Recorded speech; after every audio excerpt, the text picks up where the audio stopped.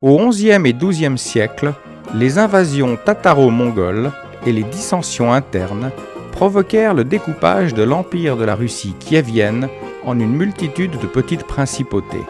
Vers 1150, la résidence de chasse du prince Dolgorouki, qui se trouvait sur une colline dominant les rivières Moskva et Negliania, fut transformée en une ville fortifiée. La ville s'est rapidement développée au point de devenir une principauté indépendante au sein de l'Empire mongol.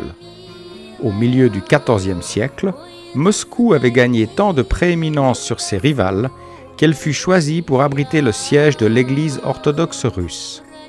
Avec Ivan III le Grand, la loi moscovite s'étendit à l'ensemble de la Russie et le Kremlin, comme centre du pouvoir russe, connut une grande magnificence. Derrière ces murs de pierre apparaissait la cathédrale de l'Assomption, dans laquelle Ivan, dans un geste de défi, déchira le traité soumettant Moscou à l'Empire mongol.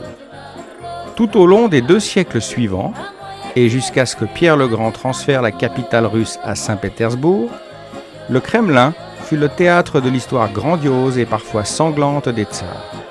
La place des cathédrales a été la première grande place publique à l'époque du développement du pouvoir moscovite et a représenté pendant des siècles le cœur de l'Empire des Tsars.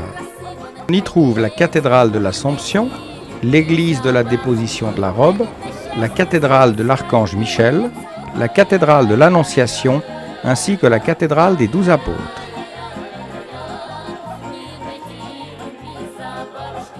La reine des cloches et le roi des canons forment une paire étrange.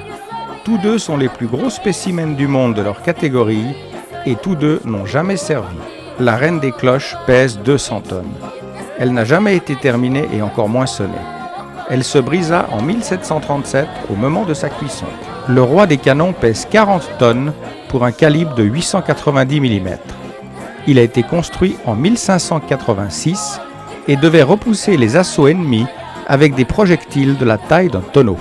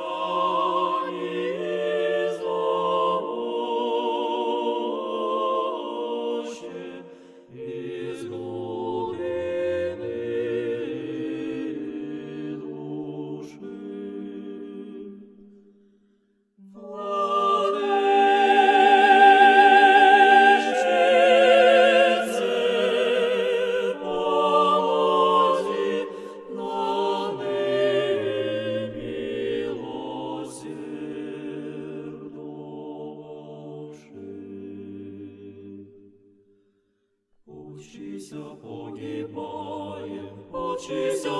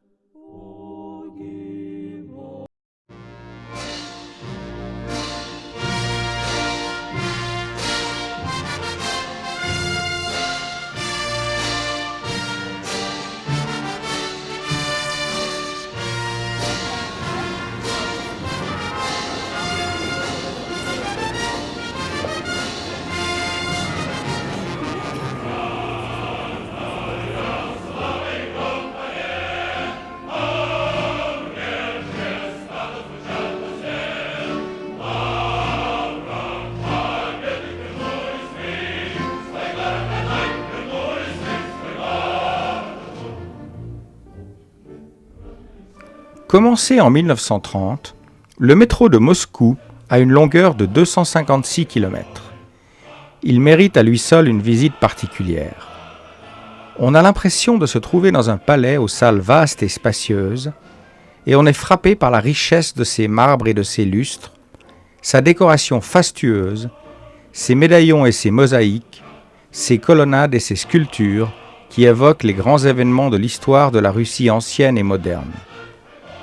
Le métro de Moscou est très profond. Il offrit ainsi un abri sûr à des milliers de moscovites lors des bombardements aériens pendant la Deuxième Guerre mondiale. L'impressionnante profondeur à laquelle il se trouve explique l'absence quasi totale d'escaliers et le grand nombre d'escalators.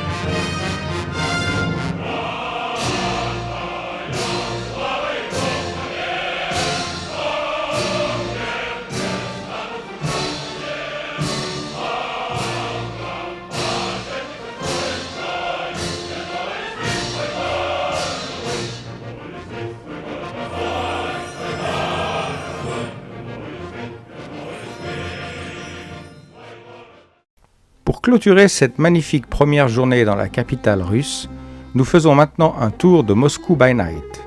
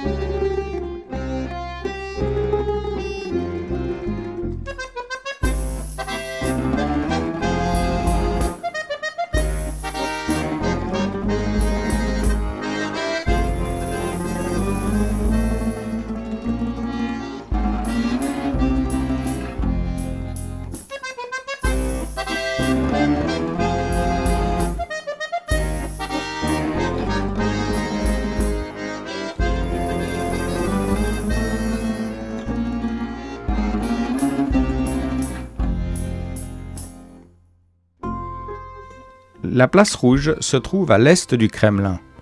C'est l'une des plus anciennes places de la capitale.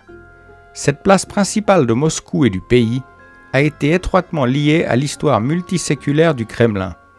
C'est là que se sont joués les actes importants de la vie de l'État russe.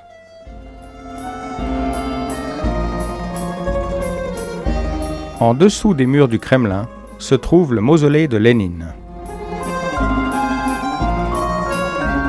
Sur le côté sud de la fameuse place Rouge, jaillissent les bulbes polychromes de l'église de l'Intercession, plus connue sous le nom de Basile le Bienheureux, d'après le nom d'un fol en Christ fameux à Moscou, inhumé sous ses voûtes. L'église de l'Intercession de la Vierge est d'une des œuvres les plus merveilleuses de l'architecture russe. Elle incarne les motifs féeriques du passé. Le sanctuaire fut édifié en 1561 par les maîtres Barma et Potsnik sur l'ordre du tsar Ivan le Terrible en commémoration de la victoire remportée par les armées russes sur le Khanat de Kazan.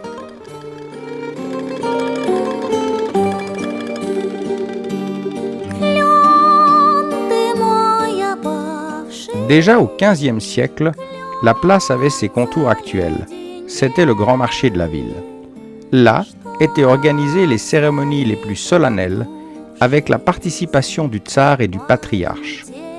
On y donnait la lecture des oukases du tsar et la justice y était rendue. La place, d'abord appelée le marché, a pris au XVIe siècle le nom de la place de la Trinité. Au XVIIe siècle, elle est devenue définitivement la place Rouge, autrement dit la belle, la grande place. Rouge et beau sont presque identiques en russe.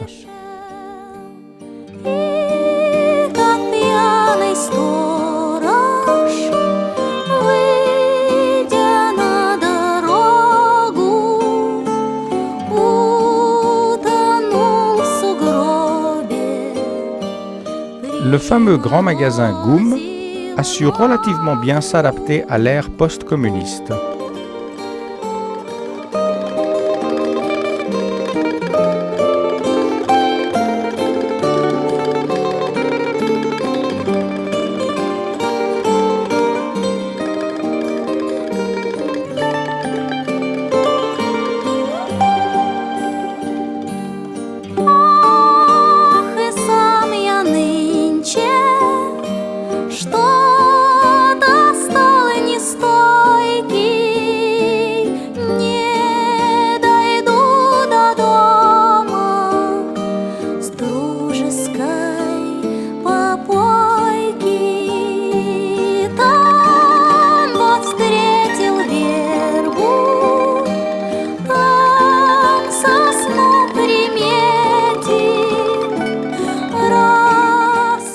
Détruite dans les années 30 sur ordre de Staline pour y construire une immense piscine ouverte, la cathédrale du Christ Sauveur fut reconstruite après la chute du communisme.